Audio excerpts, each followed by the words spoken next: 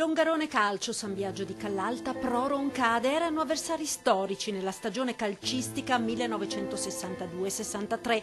La squadra dolomitica venne decimata dall'onda devastante del Vajont.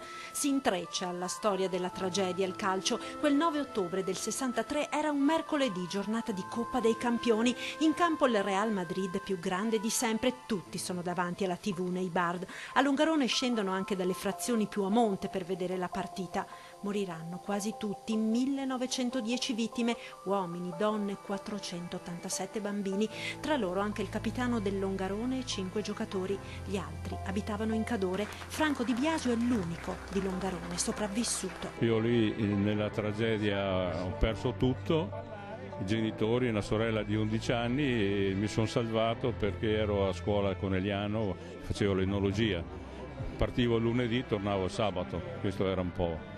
E allora sono riuscito a essere ancora al mondo, se no non c'era rimasto più niente, né la casa, né avevamo un'attività, una fabbrica di biscotti, proprio cancellato completamente tutto. Insomma. Sono passati 55 anni e quei giocatori delle 3 squadre rivali nel 63 si sono finalmente ritrovati grazie ad un appello lanciato da Raimondo Giuriato, classe 34, e Franco Fattori, classe 45.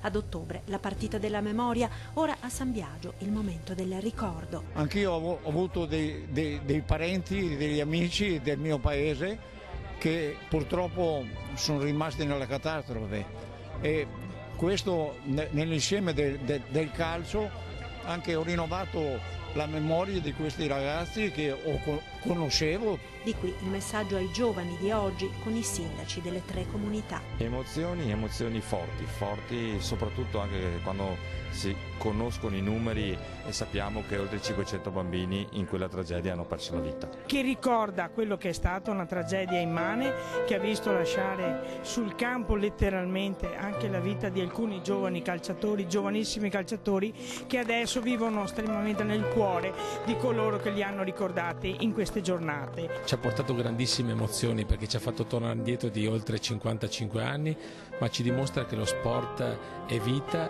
e unità, e proprio sono valori importanti che dobbiamo cercare di trasmettere anche ai nostri giovani.